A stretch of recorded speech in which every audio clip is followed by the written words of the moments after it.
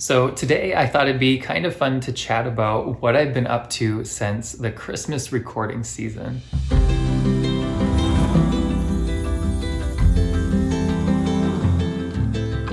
I know it's been quite a while since my last video, but after the Christmas recording season, traditionally I do usually take a break from this channel just to catch up with some stuff around the house and spend time with family and kind of just work on some of the stuff that falls behind during the regular recording season. So I'm trying to think where to start on what I've been up to the last couple months. Well, let's start with Christmas. So as those of you that watched my home tour and just any of my videos really this last Christmas season, I talked about how excited I was to have all this family come for a big family Christmas. And so I did lots of preparing through that last Christmas season, hung a bunch of stockings on the staircase, got a bunch of fun things for them, kind of thought through, where is everybody gonna sleep? How am I gonna seat that many people at the table? Because at one point, including Tim and I, we were gonna have about 17 house guests. And so, that was, kind of a lot to prepare for. But unfortunately, when it came down to the holiday, there was a winter storm that happened on the Wednesday before the weekend of our Christmas kind of weekend holiday that we were gonna have with all of our family, and unfortunately, the majority of them were not able to make it, so it ended up just being, I think, 5 of us instead of the 17. So I had hoped that maybe we could have rescheduled for a different time, but it didn't seem like that was working for kind of the guests. So unfortunately, it just was a smaller Christmas, but I shouldn't say unfortunately because we did have a lot of fun. Grandma was here, of course, and my brother and Tim's dad. Ended up being a really, really nice Christmas.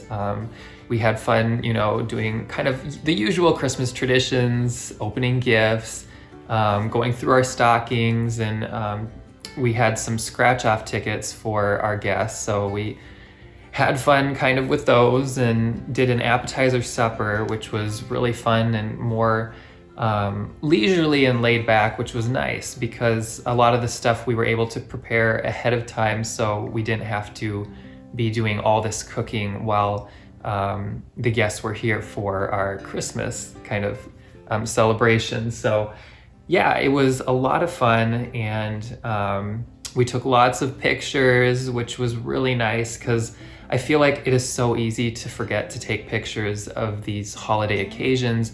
And then later on, you'll be thinking of them and thinking, gosh, I wish we would have taken some pictures. So yes, we took lots of pictures and have lots of fun photos of the memories to look back on.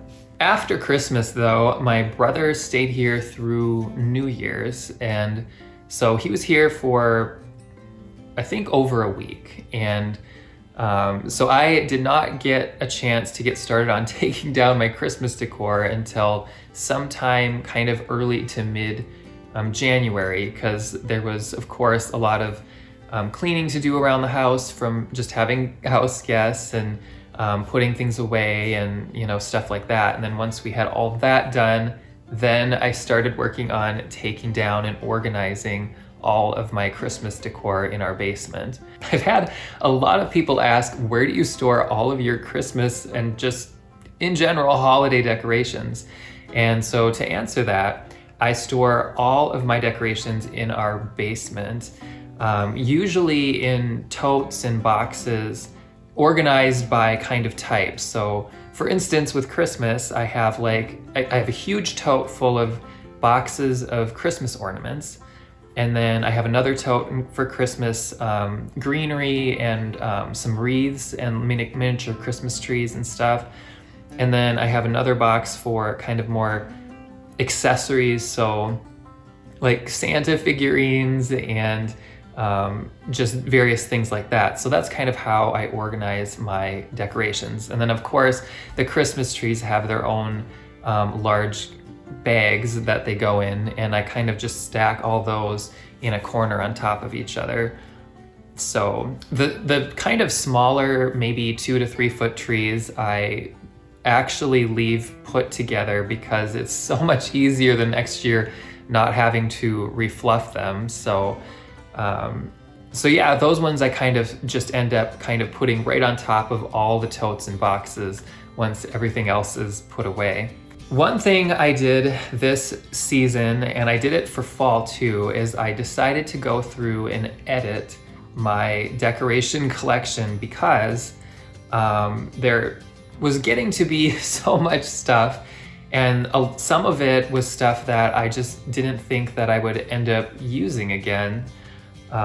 So, you know, as the years go by, I kind of get some new things, and I, of course, always hold on to things that are family decorations because I love them to pieces and I would never, you know, give those ones up. But others are just kind of, you know, decorative pieces of floral or things like that that I've had for years. And, you know, nowadays, a lot of the floral is a lot more realistic. And so, so yeah, I kind of edit my collection once I get maybe an upgrade for something, just so that it isn't all piling up. So I did a lot of organizing and editing in my Christmas, in my Halloween and fall, and then I actually started doing it kind of throughout the rest of the basement because I have quite a bit of decorations that I hold on to because with this channel, I kind of almost have to decorate each room in the house differently for every, you know, changing season every year. And when I'm doing that, it just requires so much, like, of all these extra accessory pieces to use with the holiday decor to make everything look different.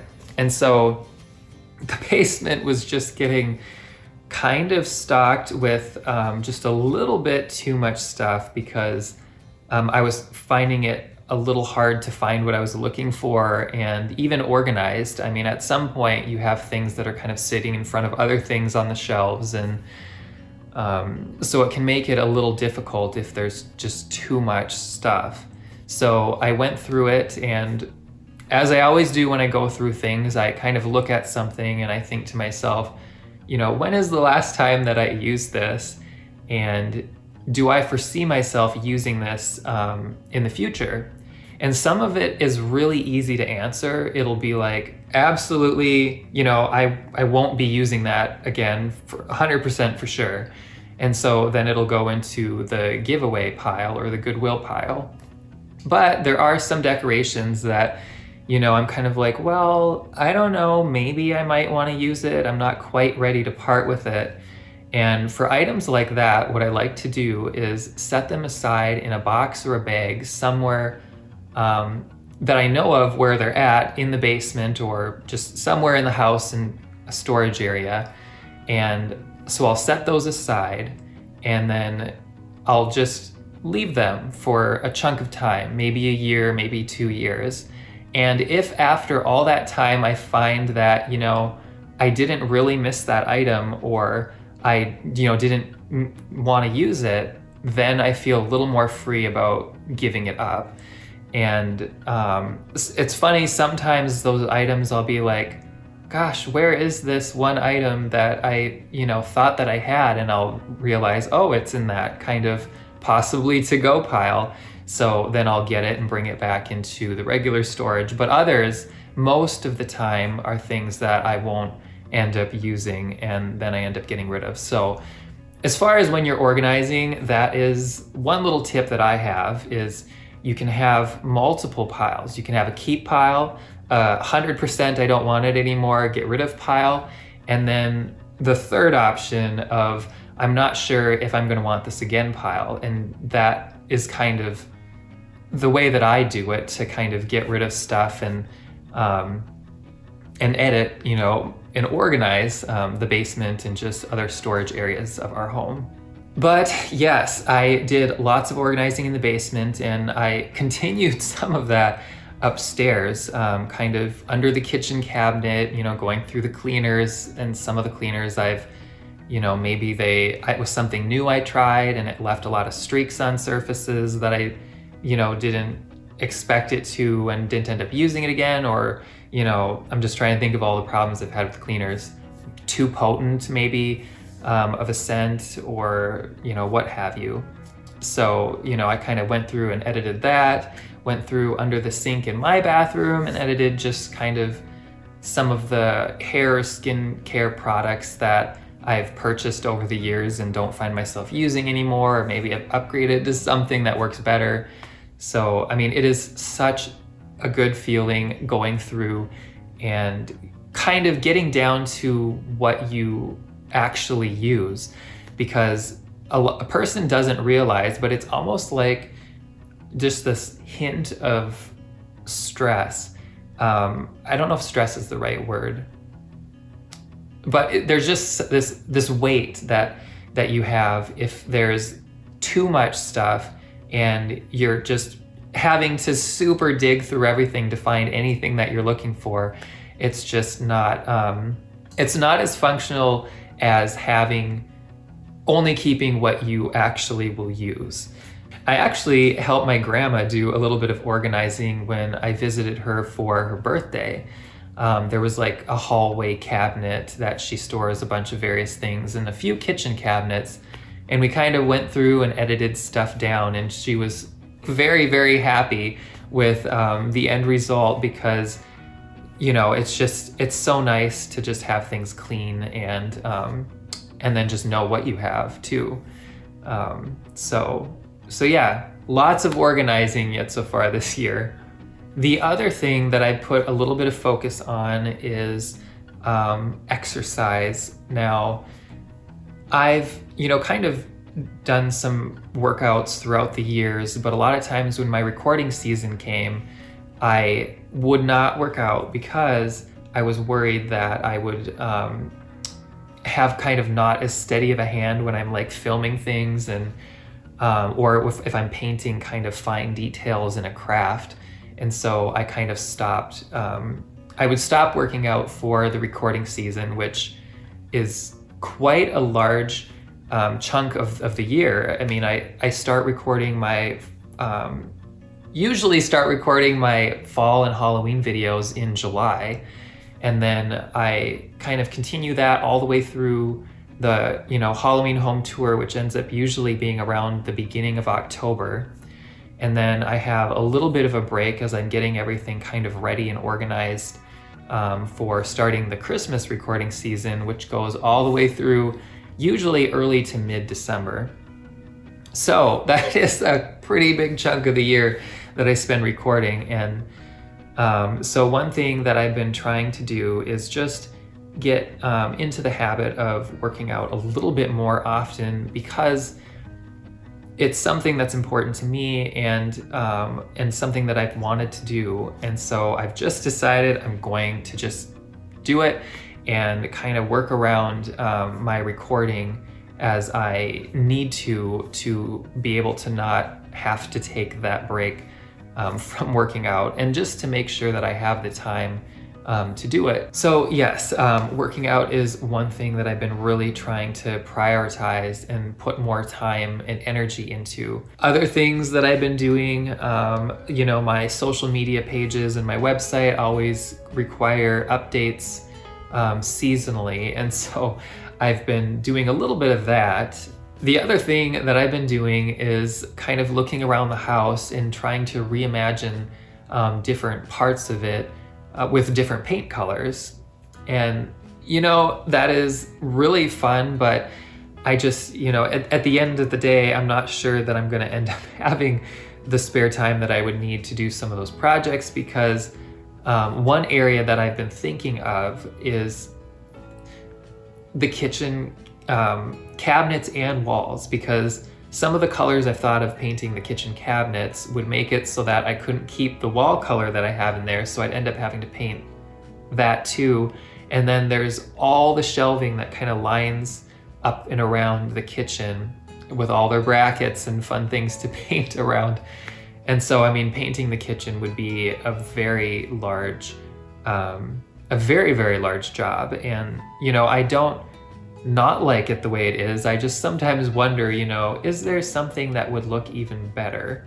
And so then I try to, you know, picture all these different color schemes in there. But anyway, so, you know, I've been kind of thinking of that. I've been thinking of repainting or just painting some just of the rooms in the house different, and just refreshing them with updated colors. But I, again, am not sure that I will have the extra time to do it. So I think I'm gonna hold off on some of that, but I don't know, we'll see. Another thing that I've done since Christmas, so the built-in china cabinet in the dining room, the one that, you know, for Halloween I had kind of like the witches decorations in it and just kind of random decor for Christmas in it. So anyway, that built-in cabinet, I've never mentioned it in a video before, but one of the doors, the left side door, actually couldn't be opened. So whenever you saw it all decorated for the various holidays for the last few years, I've actually had to kind of reach around that door to like display everything because of the two hinges on that door, the lower hinge's pin was missing. And so right when we moved here, I was trying to clean the glass on those doors, and when I went to open it, the whole door almost fell off the cabinet.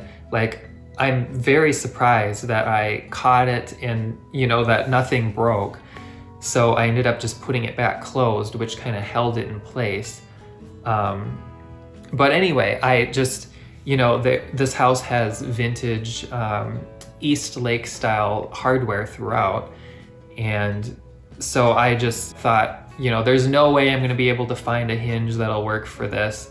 Was hunting online for the specific hinge and ended up finding one that looked exactly the same, but unfortunately when it came in the mail, it was just slightly the wrong size. I ended up looking online again, I can't remember if it was eBay or Etsy, but I think one of those, and I found a hinge that was the same size and is an East Lake hinge, and got that in the mail, and it was the right size. So actually, this last weekend is when Tim and I finally got to putting that on the cabinet, which was a much larger job than we thought that it was gonna be.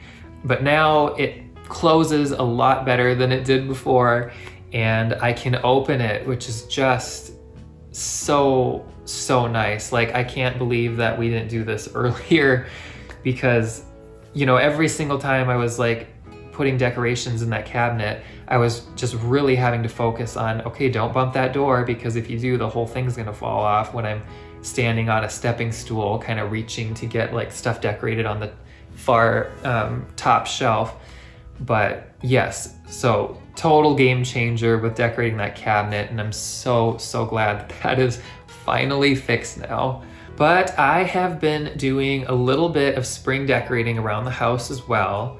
I've gotten some of the decor put out. There's still some sitting in the basement that I haven't found a place for, or I'm just not sure if I'm going to use it this year. But yeah, it has been fun kind of getting some spring touches around. I'm sure you can see my little bunny back over here. I think he used to sit over on the radiator last year.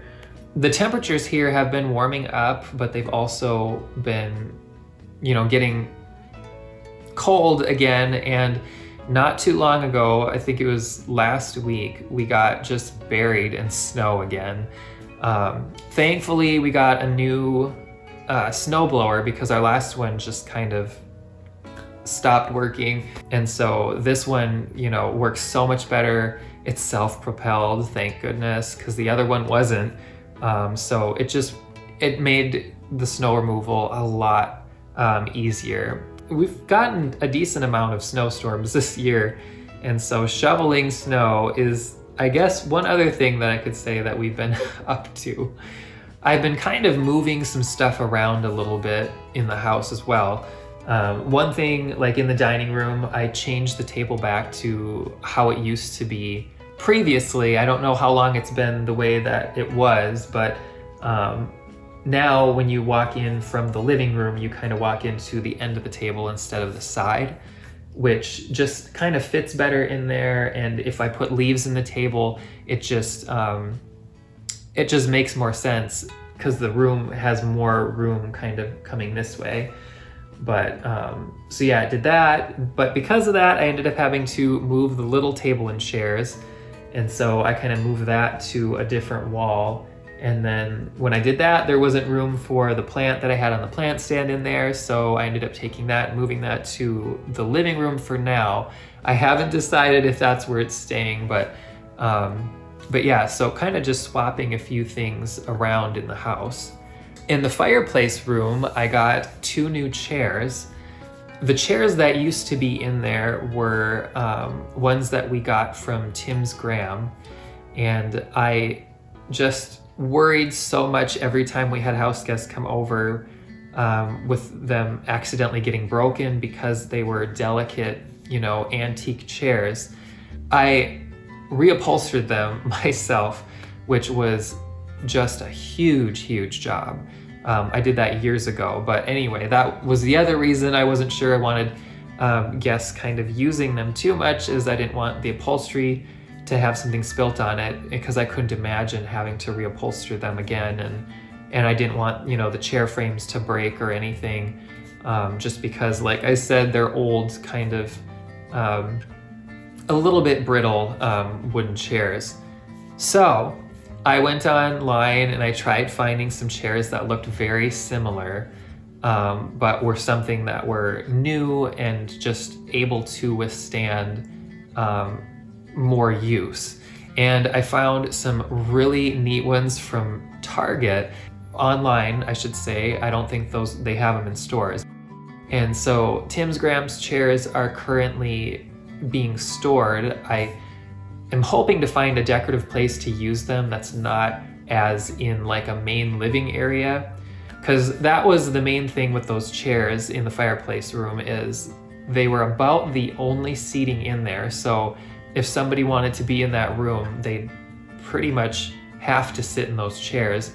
And again, those chairs are just a little bit brittle, so that is why I got kind of these very similar replacements, just so that it's something that people can use. It still has the look, but it's just a lot more functional. I've actually kind of wanted to segue the house a little bit more towards functional. I mean, the house is pretty functional with a lot of the furniture and decorations that we have, but there's a few furniture pieces that I end up finding myself almost wanting to put a please don't sit on this sign, because of them being antique and brittle. And I just would kind of like to segue away from having to do that and just having the house a little bit more functional, so I'm not so worried when guests are over that something's gonna get broken. I mean, maybe it sounds like I'm worrying for no reason, but long story short, there was a chair that we had from Tim's Graham that was antique, and we had a house guest over that was sitting on it, and they put their feet up on an ottoman, putting all their weight onto the back of the chair, and it busted the back of the chair off, which I still feel bad that happened to, because it was one of Tim's Graham's chairs. And so yeah, that is why I'm a little leery on some of these more delicate antique things being used. But yeah, so I've been segueing some parts of the house a little bit more towards being useful, but trying not to sacrifice the vintage look. So another thing that I've been up to since Christmas, usually after the Christmas season, I use some of that off-season time to kind of dream and work on like creative projects that aren't for videos, just something that's kind of different and fun. And usually every season I have something. Last year I worked on making like an audio story of my book Thomas.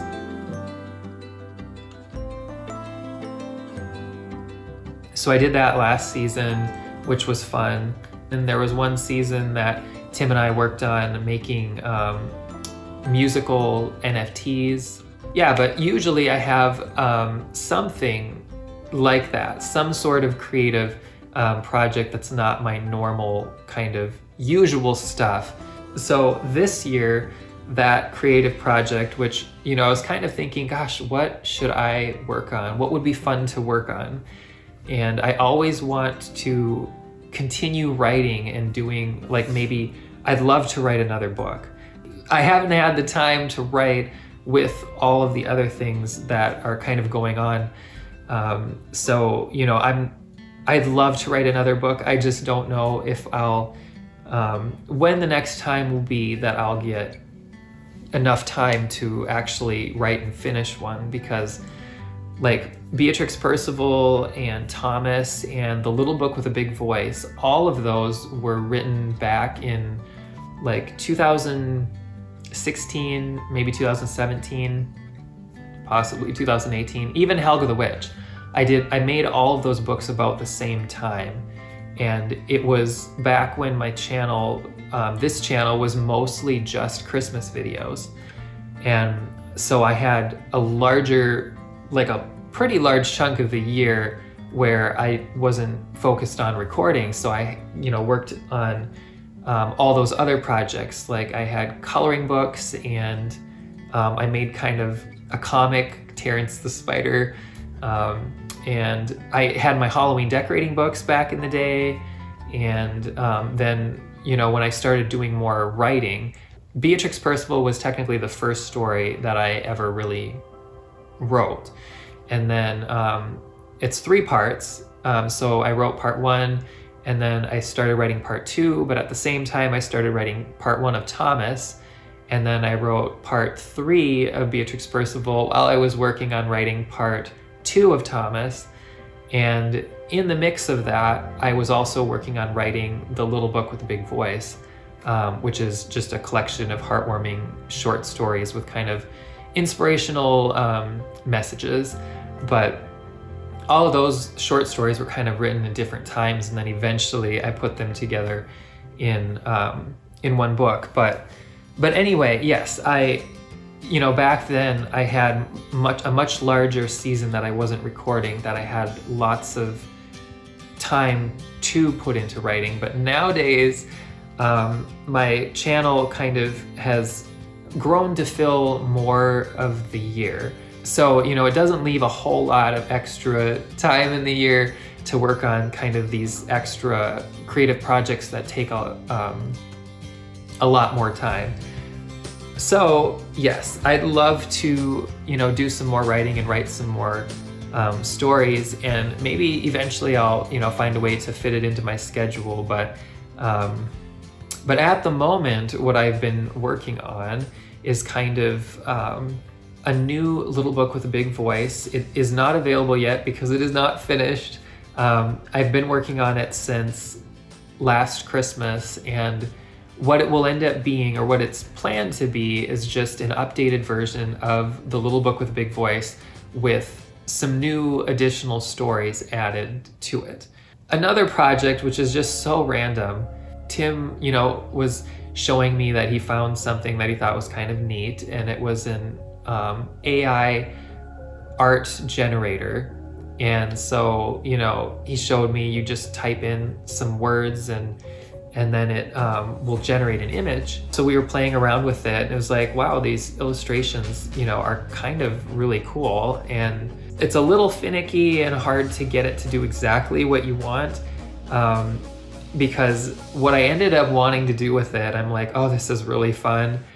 How fun would it be to actually illustrate, or, you know, have this art generator make the illustrations to illustrate my Beatrix Percival book, because there's so many scenes that I can see in my mind when I'm reading it, but would be so fun to have the reader be able to see. But Beatrix Percival is a 3-part story It's all in one book, but you know, it's just, there's so much to illustrate. And I was just thinking, my gosh, if you hired somebody, or even if I tried to illustrate a story that long, it would take me years, like just years, to make enough imagery. The nice thing with the art generator, the AI art generator, is you kind of tell it like a little bit what you want. You know, have to say like what style you want it. If you want it to look like a painting, do you want it to look realistic? What do you want the background to be like? What do you want the subject matter to be? It kind of struggles having multiple subjects in one art piece. So a lot of times you have to just really focus on trying to get it to make what you want for one subject, and then have it make another subject in a different one, and then use Photoshop or some photo editing program to put those ideas together. So there is a lot of editing that's involved in, you know, if you want to make an illustration that fits the story, that has multiple things that you need to show up. After like probably 3 weeks of work, I used that art generator to make illustrations for the entire Beatrix Percival series book. I mean, it sounds kind of, I don't know, different, but you know, some of this stuff is just like, it's a dream of mine to, you know, do this. Like, you know, for a while I dreamed of having coloring books. You know, I wonder if I could make a coloring book. And so I worked really hard and did my own illustrations for those, and then put them together and made a coloring book. And you know, it's kind of like, oh, so fun. It's something I can cross off my list, and something that I can say that I've done. So, you know, as much as a lot of these things I make to sell, a lot of my making of them is because it's something that is meaningful to me and is exciting to me and is just like a dream for me. And so I'm pretty much almost completely done with the illustrated version. I'm actually sitting right next to the proof copy here, and so that will be again another version of that story. But it just seems so fun to me to have illustrations to the storyline, and it's kind of been like a dream of mine. I just didn't know how to make it happen, because like I said, to make those illustrations or to have somebody else make those illustrations would just take years and years. And the beauty with the AI illustrator is you can keep redoing it and redoing it and redoing it, and until you get what you want, until it's like, that's what I wanted. Yes, you know, like perfect. If you had somebody doing these illustrations, you'd feel so bad, you know, asking to have them redo an illustration because something's not quite how you imagined it. Or, you know, it'd be costly to have somebody redo an illustration. And, you know, so the beauty with the AI art generator for making those illustrations is I know how I want it to look. Like with Helga the Witch, I knew how I wanted it to look, exactly how I wanted it to look. And I did those illustrations myself, and so I could make it look exactly how I wanted it to look. But that was a lot shorter of a book to make illustrations for. 163 pages, like I said, that would just take so much time. So yes, the AI art generator was just a blast to work with. It really was. And it was fun that Tim found that for me, because he's like, hey Chris, you know, you should try this out. And it ended up leading me to get one of my little dreams crossed off my list, which was having, you know, an illustrated copy of Beatrix Percival. I mean, I said to Tim, you know, I'm not sure if many of these will sell, but I wanted one for me. So yes, I can show a little peek of it. Amazon loves to put this not for resale band across the covers when you're ordering proofs until you approve the proof.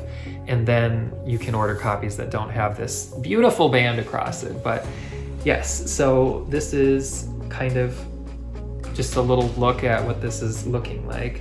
And then we have Beatrix Percival on the side and just a little bit of writing on the back. This is something that I'm gonna have on Amazon. I decided to do it that way because I just felt like it was more available to people to buy, because with my Halloween edition books, I had those printed through Lulu, and the problem with it was it took so long for me to get copies of the books that it was really hard to keep them available on my website. So I figured this time I would try Amazon and just see kind of how their hardcover printing was. But like, here's an example. It's just so fun to have a Talon bee here, which are kind of a feathery floating creature in the magic world in this Beatrix Percival story. And I mean, it doesn't really give anything away in the story, but basically they kind of hover around, and if a person touches them, they emit pure happiness, which makes people kind of focus on the happiness and forget about their troubles. I was gonna see if, yes, so like for instance, turn a little bit, just to read a little bit of it. Tiny feathery creatures fluttered about, emitting a pure white light. Those are Talon bees, the spider said, noticing Beatrix's eyes affixed upon them. She held out her other hand as one drifted up to her. The Talon bee landed on her hand, and suddenly she felt a rush of pure happiness. For a moment, she forgot about her worries and troubles. Then, as soon as the Talon bee came, it left, drifting away and out of sight. The feeling left with it. Talon bees emit happiness, said the spider. Beatrix looked at the spider and asked, "Why would you ever want to let go of one?" The spider thoughtfully replied, "Talon bees make you forget about your troubles. They distract you. If people forgot about their problems, they would also forget to fix them, and nothing would ever get solved." Beatrix took a moment to ponder this, and then continued walking. So yes, it was just really fun kind of getting this to illustrate various parts of the story. I mean, it was really, really fun kind of getting all of these illustrations put together in here. But yes, so I mean, it was a really fun project to work on, and just to kind of get this program to kind of dream up various things. Like, this was something I'm like, oh my gosh, I don't know if it's going to be able to make it, but it did. So, you know, I don't know. It was a really, really, really fun thing to kind of work on and work with. But yeah, so that is just a little glimpse inside the Beatrix Percival illustrated book that I'm hoping to have available sometime soon.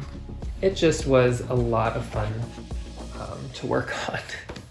Another thing that I've done since the Christmas season is I updated my betta fish's bowl upstairs, and kind of just gave him some fresh plants and a different wood piece of decoration in there. So his home is all redecorated and kind of cute and refreshed. But we've also been working on our other aquarium, kind of adding some new plants and stuff. But one of my favorite new additions are the angelfish. Just saw them in the pet store and just was like, oh my gosh. You know, they're just so adorable. And I told him, you know, they're so thin, but then when they're, you know, sideways, they're, you know, a decent sized fish. And I told him, if we get an angelfish, I'm gonna name it Pancake. And so anyway, that's what I named my betta fish. That's what I named my new angelfish, is Pancake. And Tim thought that we should get two, just so that there's, you know, kind of a pair. And so the larger one, again, I named Pancake, and the smaller one of Tim's, we named Flapjack. So So yes, those were a really fun addition to the aquarium. Just something we didn't have that we didn't know that we would love this much. But yeah, so that is kind of what I've been up to since the Christmas recording season. I'm hoping to start working on spring videos sometime in the coming weeks. I've, like I said, decorated around the house and eventually plan on having a spring home tour, but yeah, I just haven't gotten supplies together yet for like a spring craft video or anything like that. So that is something that I have planned, but I'm just, not quite having all the supplies ready for it just yet. But I hope everybody has had a wonderful winter. I'm sure all of you are just as excited for spring as I am. I, cannot wait to get outside and be able to just work in the gardens and to see all the bulbs come up, because I planted some new, I think some new tulip and crocus bulbs since last year. So I planted those last fall, so this will be the first season to see kind of what those end up looking like. So yeah, I'm excited for that, but yeah, cannot wait for spring. But with that, I hope you enjoyed this video. I know on this channel I haven't had many vlogs, especially in this style, but I thought it'd be kind of fun to try and maybe something to do here every once in a while. So yeah, hope everybody is having a wonderful day, and I'll at some point start working on some spring videos.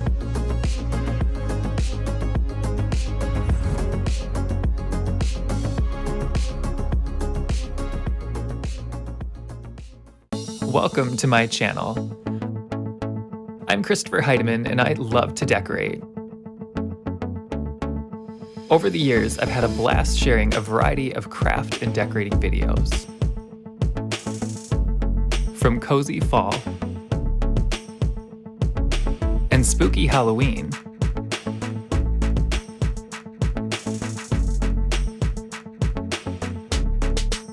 to warm and inviting Christmas.